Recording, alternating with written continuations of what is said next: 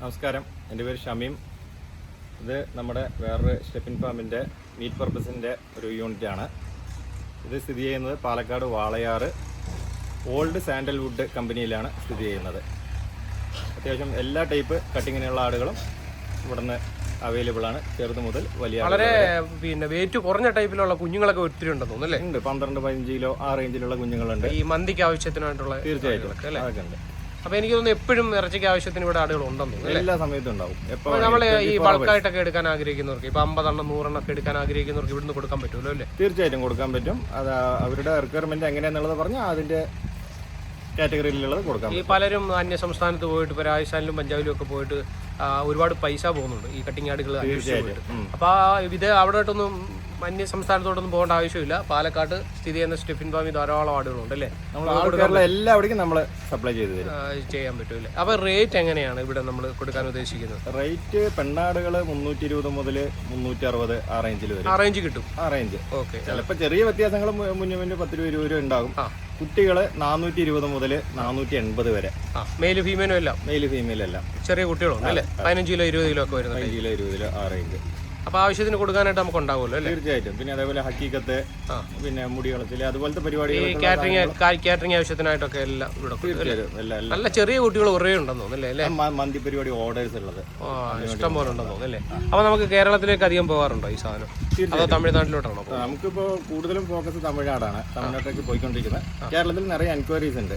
അതിന് സ്റ്റെഫിൻ ഫാമിന്റെ വളർത്താടുകൾ വേറെ ഒരു സെക്ഷനാണ്. അവിടെ നിന്ന് എത്ര കിലോമീറ്റർ മാറി? അവിടെ നിന്ന് ഇതൊരു 3 കിലോമീറ്റർ മാറി. അപ്പൊ നിങ്ങൾക്ക് അങ്ങോട്ടും ഇങ്ങോട്ടൊക്കെ പോയി വരാനും ഒക്കെ ഇവിടെ വേറെ ലേബേഴ്സിന് വെച്ചേക്കാനായിട്ട്.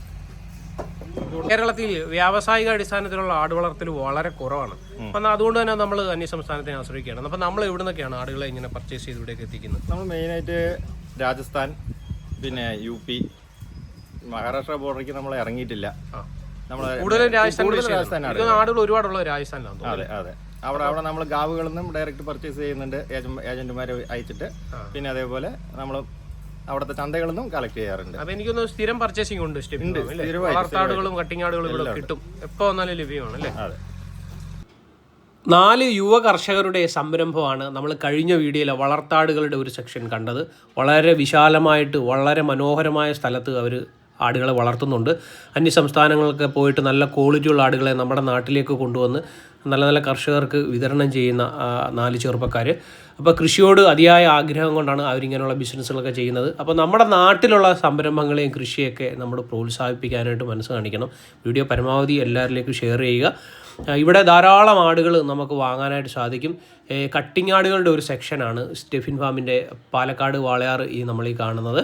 അപ്പോൾ വിശദമായിട്ട് ഇവരുമായി കോൺടാക്ട് ചെയ്താൽ ബാക്കി കാര്യങ്ങളൊക്കെ അറിയാൻ സാധിക്കും. ഒരു മാന്യമായ വിലയിൽ നമുക്ക് ആടുകളെ വാങ്ങാനായിട്ട് ഇവിടുന്ന് സാധിക്കുന്നതാണ്. ഇത് കട്ടിങ് ആടുകളുടെ ഒരു സെക്ഷനാണ്. വളർത്താടുകളുടെ വിശദമായിട്ട് നമ്മളൊരു വീഡിയോ ചെയ്തിട്ടുണ്ട്, അതുകൂടെ ഒന്ന് കാണാൻ ശ്രദ്ധിക്കുക. എൻഡ് സ്ക്രീനിൽ നമ്മൾ ആ വീഡിയോ ഉൾപ്പെടുത്തുന്നുണ്ട്. അപ്പോൾ നല്ല നല്ല കർഷകരെയും കാർഷിക കാഴ്ചകളും ഒക്കെ കാണാനായിട്ട് നമ്മുടെ ചാനൽ ആദ്യമായി കാണുന്നവരാണെങ്കിൽ ഒന്ന് ഫോളോ ചെയ്യാൻ മറക്കരുത്. ഫേസ്ബുക്കിൽ യൂട്യൂബിലാണെങ്കിൽ ഒന്ന് സബ്സ്ക്രൈബ് ചെയ്യാനും മറക്കരുത്. അപ്പോൾ അടുത്ത വീഡിയോയുമായി കാണാം. എല്ലാ പ്രിയ സുഹൃത്തുക്കൾക്കും നന്ദി, നമസ്കാരം.